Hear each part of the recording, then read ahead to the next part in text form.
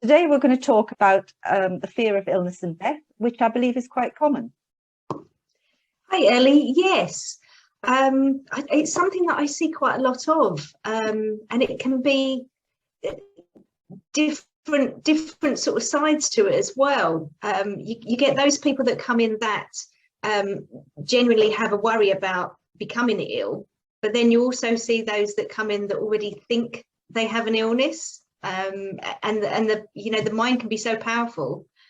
And yeah, it's a very varied subject.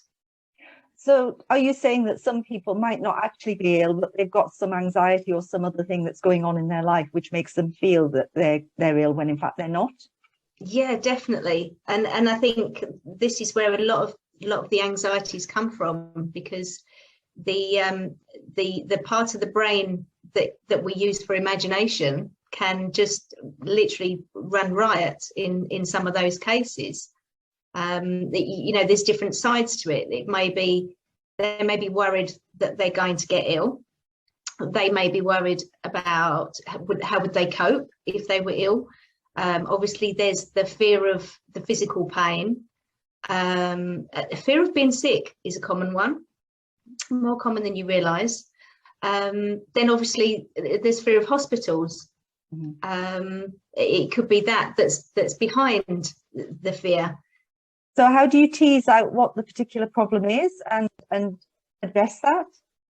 I think sometimes it is just about exploring and seeing if you can get to the root. Sometimes that is a really useful thing. I think probably the best tool for that would be the hypnotherapy, because when I do what we call an emotional detox, you go down and you just have a little find out what they're worrying about and help them to let go of some of those worries and yeah, just clearing the head a little bit. So when you do that with a client, do you sometimes find that the fear goes away so they don't feel ill or they're not ill anymore? Yes, sometimes. And because I also work with nutrition, sometimes it's about empowering them to do as much as they can to keep themselves healthy.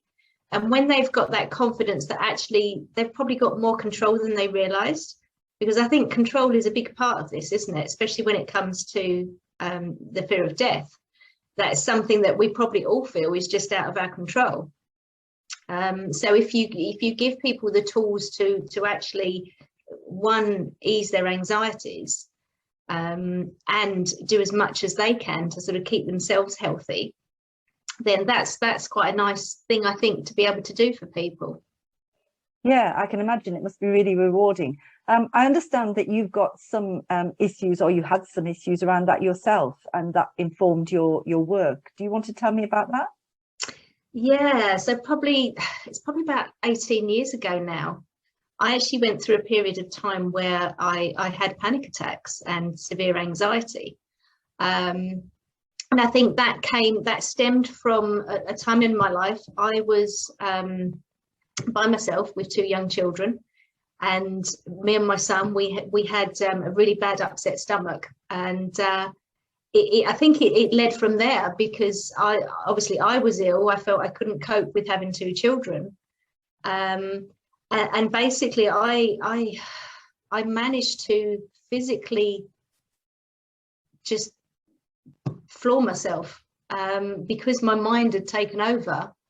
I'd lay in bed at night. I had heart palpitations just from the anxiety, worrying, and when that happens once, it sort of continues unless you find a way to like nip it in the bud.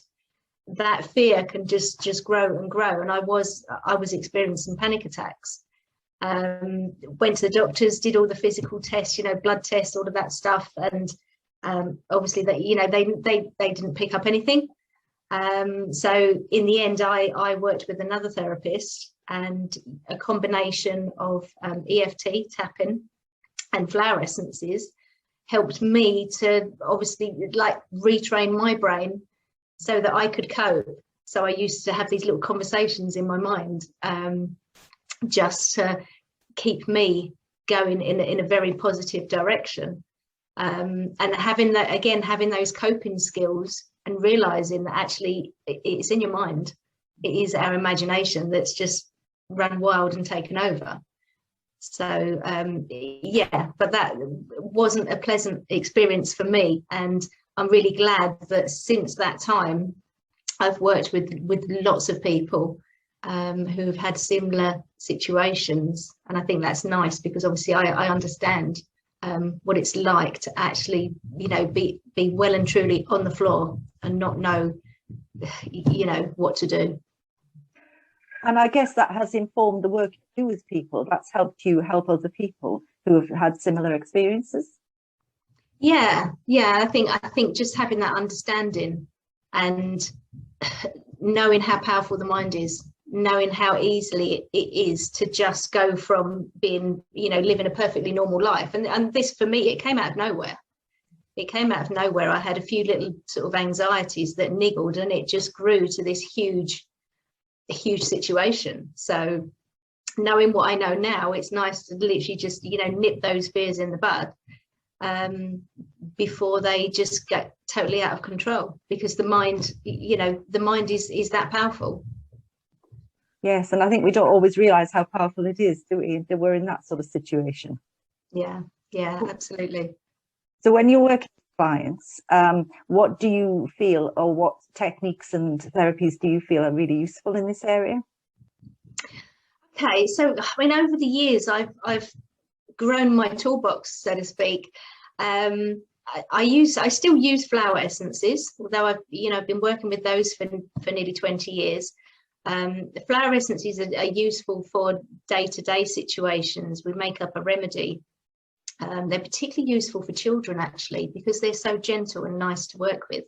They can just rebalance some of those anxieties and worries, and generally quieten the head down. So there's the flower essences.